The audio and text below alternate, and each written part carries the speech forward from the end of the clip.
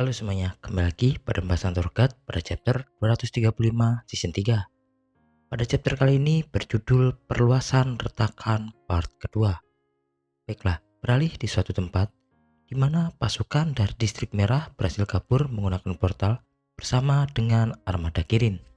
Komandan Mata Merah pun tidak menyangka bahwa monster seperti Urek Mazino akan datang. Itu akan menjadi masalah yang besar.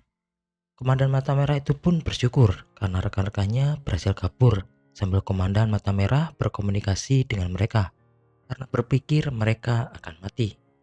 Tiba-tiba di hadapan Komandan Mata Merah dan juga Kirin muncullah beberapa kapal perang yang baru. Mereka pun terkejut bagaimana bisa koordinat posisi mereka saat ini diketahui. Ternyata kapal perang yang datang adalah pasukan Raja Jahat. Beralih di tempat Robadon, tiba-tiba ada sebuah kapal perang yang datang. Lububia KDD pun mencoba mengidentifikasi kapal perang di depan tersebut. Setelah proses identifikasi menggunakan Legos selesai, ternyata yang datang adalah kapal perang pasukan jahat, yaitu Korps ketiga Komandan Liporik. Beralih ke tempat BAM, ada suara yang memberitahu BAM untuk tidak panik dan fokus pada aliran Shinsunya. Tarik napas dalam-dalam dan biarkan diri BAM terbawa aliran besar ini. Mari kita bisa menjadi apa saja. Tiba-tiba ada sebuah peringatan di dalam kapal perang Fuk. Pengumuman tersebut adalah peringatan kepada seluruh personil di kapal bahwa mereka akan tiba di kapal dok atau alias seperti dermaga, meminta agar bersiap-siap untuk dampaknya. Beralih ke dalam dok, ada seorang wanita yang anggota Fuk bersiap-siap untuk menyambut rombongan Nuzlocke. Perempuan itu pun menanyakan beberapa waktu rombongan Nuzlocke akan tiba. Salah satu anak buah itu pun memberitahu bahwa perkiraan 10 menit, bisa jadi juga 9 menit 30 detik. Perempuan itu pun menegur anak buah tersebut. Jika informasi itu salah, wanita tersebut meminta untuk anak buah itu mengundurkan diri. Ternyata perempuan itu adalah Isas Adamone, seorang sekretaris Grace Michelle Nuzlocke. Kemudian Adamone pun sedikit bergumam. Talon Slayer yang diajar Jin Sungha lemah akan datang. Bagaimana dia yang lemah akan datang? Adamone sangat menantikan hal itu. Beralih di dalam kamar, tiba-tiba Jin Sungha datang dan menanyakan apakah Bam sudah bangun. Jin Sungha pun sadar bahwa yang di depannya saat ini adalah Bam, bukan lagi V. Jin Sungha pun menanyakan keadaan Bam saat ini dan apakah terluka di sekujur tubuhnya.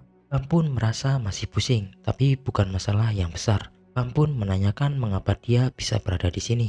Bam juga menanyakan bagaimana dengan pertandingannya, keadaan Kun dan juga Rak. Jin Sungha pun meminta maaf karena ini secara mendadak. Jin Sungha tidak tahu persis apa yang sebenarnya terjadi.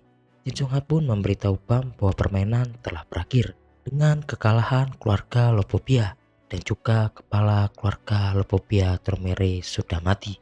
Mendengar hal itu, Bam sedikit terkejut. Bam pun menanyakan bagaimana dengan keadaan yang lainnya. Jin Sungha pun menjelaskan bahwa kemungkinan yang lain baik-baik saja.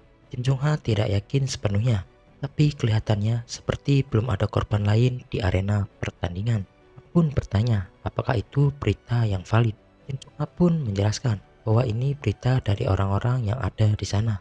Bam tetap menanyakan mengapa dia kehilangan kesadaran dan tiba-tiba bangun di kapal Fuk. Sambil menunduk memberitahu Bam, Jin Sungha pun juga tidak tahu. Tiba-tiba ada pengumuman di kapal induk untuk mereka bersiap-siap yang ada di dalam kapal untuk dampak efeknya. Kemudian tibalah kapal perang Fuk ke dalam dok kapal Fuk. Keluarlah Grace Michelle Nuzlocke, Bam dan juga Jin Sungha. Lalu Adamone pun sambil menunduk memberikan salam pada Nuzlocke. Nuzlocke pun memberi salam pada Adamone karena telah membuatnya khawatir. Lalu Adamone pun merespon sama sekali tidak masalah. Adamone pun lega karena tidak ada kecelakaan besar selama perang. Nuzlocke pun lalu meminta Adamone untuk segera memindahkan kapal dok. Nuzlocke menyadari musuh sedang berkelompok di sekitar sini. Sambil berjalan, Adamone yang melirik Bam dengan sinis. Adamone merasa Bam lebih lemah daripada yang dirumorkan. Bam benar-benar tidak cocok dengan kekuatan calon Slayer. Jin Sungha pun bergumam bahwa hal-hal seperti ini terjadi lagi. Tiba-tiba Bam mendapatkan suara dari V, meminta Bam untuk fokus dan perhatikan dengan teliti, bukan perkataan atau tindakannya. Yang lebih penting di dalam hanya ikuti saja. Mendengar ucapan V, Bam pun seketika kembali pusing dan memegang kepalanya. Bam pun bertanya, siapakah dirimu dan mengapa berada di dalam tubuhnya? Lalu Vi pun menjelaskan, mungkin hal ini tidak membuatmu nyaman. Tapi apakah Bam menerima ini semua tanpa mengetahuinya? Sampai Vi bisa berdoa melalui celah dunia dan muncul dalam wujud lengkapku. Kamu jadilah aku. Pada panel ini diperlihatkan sebuah retakan dalam diri Bam, di mana di balik retakan itu ada sebuah cahaya, di mana kemungkinan V berada di sana. Beralih ke tempat di sekitar kapal induk pengetahuan, yaitu kapal induk keluarga Popido. Popido Gustang mendapatkan laporan bahwa ada kapal sebuah jet kecil yang mendekat.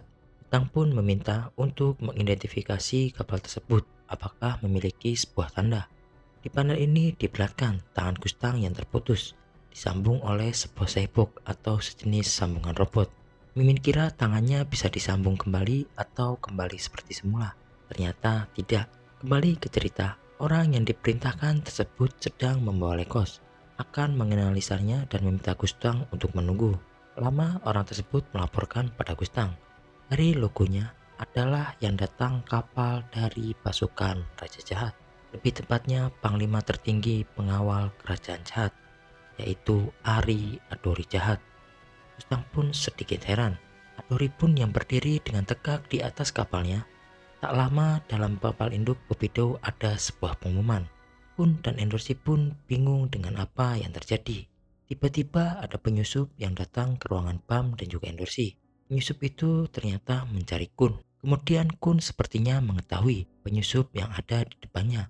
Lalu penyusup itu mengatakan sudah berpisah beberapa hari, tapi sudah sejak lama kita bertemu kan. Penyusup itu pun lalu mengajak Endorsi dan juga Kun untuk pergi dari kapal induk ini, karena kapal induk ini akan dihancurkan. Baiklah, sebelum Mimin menutup chapter kali ini, maaf sekali ada sebuah pengumuman penting, bahwa chapter depan libur karena Shio kembali rehat atau hiatus untuk waktu yang belum ditentukan. Semoga tidak kayak yang sudah-sudah sampai bertahun-tahun. Semoga Seo sehat kembali dan dapat kembali menulis cerita. Karena chapter ini adalah akhir chapter dari season 3, meskipun Mimin agak kurang klimaks dengan pertarungan dua kepala keluarga yang berakhir seperti ini, tapi di sisi lain agak terobati dengan kehadiran para top ranker menara, terutama Urek Masino dan juga V. Tapi tenang aja, Mimin sudah menyiapkan beberapa video untuk kita mengisi minggu-minggu kita, sambil kita menunggu beberapa waktu ke depan apakah Siu akan kembali menulis cerita dalam waktu dekat atau tidak. Nanti pasti akan ada pengumuman yang akan Mimin sampaikan jika mendapatkan informasi untuk review chapter 603 dan kelanjutannya. Baiklah, kita kembali ke cerita. Ditutup pada chapter kali ini, Adori Jahat pun langsung melakukan kuda-kuda sambil memegang pedangnya. Belum terkonfirmasi 13 pedang bulan apa yang digunakan Adori Jahat. Lalu Adori pun langsung menebas kapal induk Popido dari jarak jauh. Popido pun mencoba menahan serangan tersebut menggunakan banyak lekosnya, tapi tidak berhasil karena hanya dengan satu tebasan saja kapal induk Popido terbelah menjadi dua. Seketika meledak dan terbakarlah kapal induk Popido. Kemudian Adori Jahat pun kembali memasukkan pedangnya. Adori memerintahkan untuk memberitahu sang raja bahwa perintah pertama telah selesai. Kemudian Adori pun meminta lokasi target selanjutnya ditemukan. Adori akan segera berpindah untuk melaksanakan perintah selanjutnya, yaitu calon Slayer Folk, yaitu Bam. Chapter ini bikin kaget juga ya, dimana para kerajaan jahat akhirnya turun gunung juga untuk memburu orang-orang yang terlibat dalam perang. Mulai dari para distrik merah, keluarga Lopopia yang tersisa, hingga keluarga Popido. Di sisi lain kita sudah sedikit mengerti soal judul panel ada dua versi dalam pengertiannya, yaitu perluasan retakan, di mana yang dimaksud perpecahan di menara dan juga mungkin V yang ada di dalam tubuh Bam. Karena retakan dalam diri Bam yang sedikit demi sedikit tak mulai muncul. Pada akhirnya kita disuguhkan pada akhir chapter, yaitu Ari Adori Jahat, top ranker nomor 7 di menara. Orang selain para irregular yang menyandang top 10 ranker menara selain Baekryun sudah muncul. Adori adalah panglima tertinggi kerajaan jahat sekaligus orang terkuat kedua di keluarga Ari. Tidak diragukan lagi kekuatannya Dengan sekali tebasan saja, sebuah kapal induk kepala keluarga langsung terbelah. Perkiraan Mimin, Kun, dan Endorsi akan diculik atau dibawa ke dalam kapal Adori jahat untuk menuntun mereka ke arah Bam, sama seperti yang dilakukan Kun oleh Maseni jahat. Kemudian, kalau kita mengingat di kereta neraka ternyata benar bahwa Adori akan melaksanakan ketiga perintah dari sang raja jahat. Mimin menduga akan ada sedikit pertarungan antara Gustang dan juga Adori. Itu pasti seru sekali. Tapi Gustang adalah seorang yang sudah menjalin kontrak dengan Menara. Gustang tidak akan bisa dibunuh oleh seorang reguler seperti Adori jahat. Bagaimana pendapat kalian? Tulis di kolom komentar ya. Baiklah, sekian pembahasan Torgat pada chapter kali ini. Terima kasih dan sampai bertemu di next video. Bye bye.